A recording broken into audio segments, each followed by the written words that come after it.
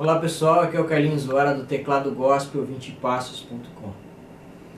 Eu estou nesses vídeos aqui, essa série de vídeos que é de Papo Louvor. Gostaria de falar nesse vídeo um pouco sobre como conhecer melhor os instrumentos e os instrumentistas do Ministério de Louvor. É bom entender que cada instrumento trabalha no que a gente chama de faixa de frequência.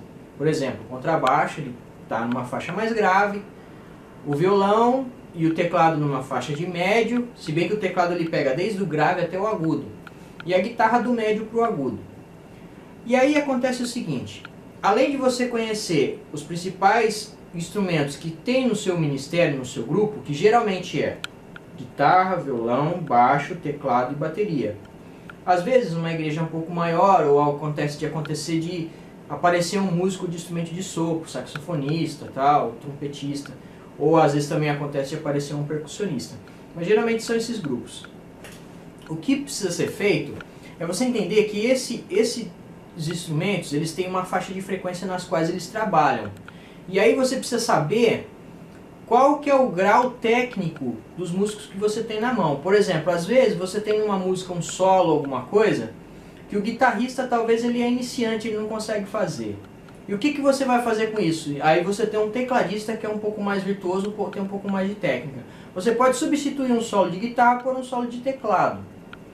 Ou então você pode fazer um arranjo mais ou menos leve, assim, se você tem um contrabaixista bom, você substitui uma parte assim de solo de guitarra ou de teclado por alguma coisa de contrabaixo. Assim você vai dando equilíbrio. E como é que você vai identificar isso?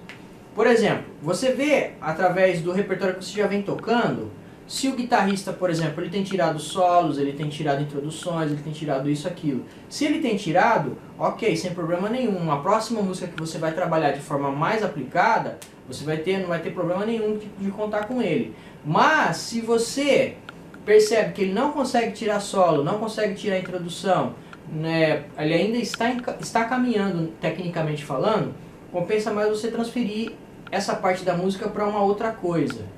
Por quê? Porque quando você for ensaiar, você não vai perder tempo com isso. A grande dificuldade que todo mundo tem hoje é tempo. A gente tem que gastar o tempo de uma forma muito sábia. Por quê? Porque o ensaio ele é muito importante. Então você não pode chegar no ensaio e pegar um momento da música e gastar tempo com isso por causa de uma pessoa. Isso você vai perder tempo e vai estressar e todo mundo vai ficar triste, todo mundo vai ficar frustrado. Então isso já tem que sacar antes. Já perceber que instrumento que eu tenho isso, isso, isso, isso. O que tem na música? Isso, isso, isso, isso. Então eu vou fazer assim, vou pedir para essa pessoa fazer isso, isso, isso, isso.